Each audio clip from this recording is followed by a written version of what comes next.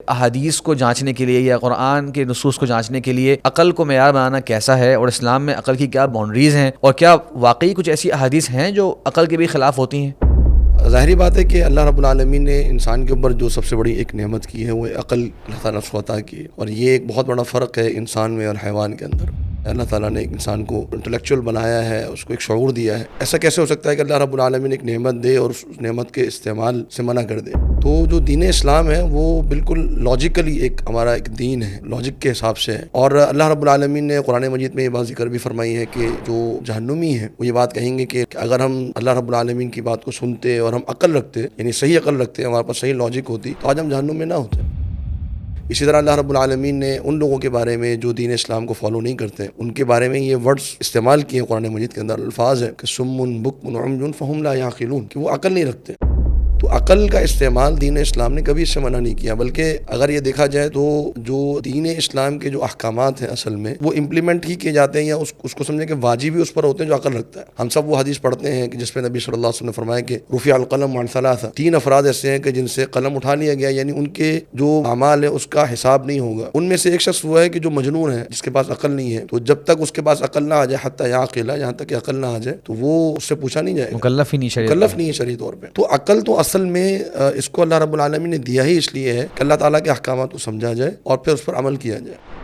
بلکہ اللہ تعالیٰ نے جو اہل عقل ہیں ان کی بڑی تعریف کی ہے کہ وما یذکر الا اولو الالباب، کہ یہ نصیحت حاصل ہی وہ کرتے ہیں کہ جن کے پاس عقل ہوتی ہے اور وہ شعور رکھتے ہیں۔ تو یہ بات تو بالکل ہمارے سامنے واضح ہے کہ عقل کو اللہ رب العالمین نے ایک معیار بنایا ہے، اسٹینڈرڈ دیا ہے دین اسلام کو سمجھنے کے لیے۔ دوسری بات جو اس میں سمجھنے کی ہے وہ یہ ہے کہ دیکھیں، اللہ تعالیٰ نے انسان کو جو بھی نعمت دی ہے وہ اس کی ایک لمٹ ہے، اس کی باؤنڈری ہے، تو اس کو اس باؤنڈری کے اندر ہی رکھا جا سکتا ہے، وہ انلمیٹڈ نہیں ہوتی، یا باؤنڈری سے باہر نہیں جا سکتے آپ اس کے۔ جیسے مثال کے طور پہ آنکھیں اللہ تعالیٰ نے دی ہیں تو آپ دیوار کے پار نہیں دیکھ سکتے۔ آپ کو ایک سماعت دی ہے تو آپ ایک خاص فریکوینسی سن سکتے ہیں، اس سے اوپر نیچے آپ نہیں سن سکتے۔ آپ کو اللہ تعالیٰ نے ہاتھ دیا ہے تو وہ ظاہری بات ہے کہ آپ کا ہاتھ جو ہے وہ خاص اس کی لمٹ ہے، اس سے آگے آپ نہیں جا سکتے۔ اسی طرح اللہ تعالیٰ نے جو عقل دی ہے انسان کو تو وہ بھی اس کی ایک لمٹ ہے، وہ آپ ہر جگہ اس کو استعمال نہیں کر سکتے،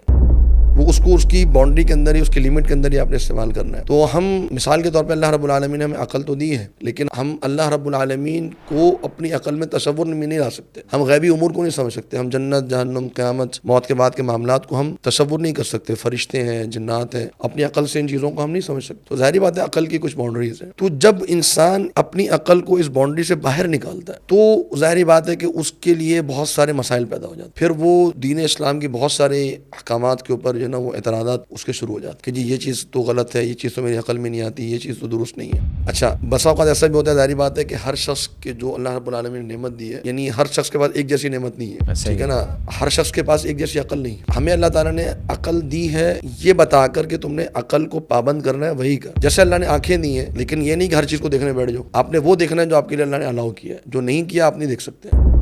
آپ کو زبان دی ہے، یہ نہیں کہ آپ ہر چیز بولنے لگ جاؤ، آپ نے وہ بولنا ہے جو آپ کے لیے الاؤ ہے دین اسلام میں۔ اسی طریقے سے عقل کو بھی اللہ رب العالمین نے پابند کیا ہے کہ جو اللہ تعالیٰ نے آپ کو احکامات دیے ہیں، آپ کو اس کے مطابق اپنی عقل کو لے کے چلنا پڑے گا۔ اگر آپ اس کو تجاوز کریں گے اس سے، یا آپ اس میں زیادہ غور و فکر میں لگ جائیں گے، یا اپنی عقل سے کوئی چیز سامنے لے آئیں گے رائے سے، قیاس سے، تو ظاہری بات ہے کہ اس کے اندر وہ کنٹرڈکشن پیدا ہو جائے گا، تعارض آ جائے گا، اور پھر آپ اس کا الٹیمیٹلی اس کا نتیجہ کیا نکلے گا کہ آپ اس کا انکار کر دیں گے۔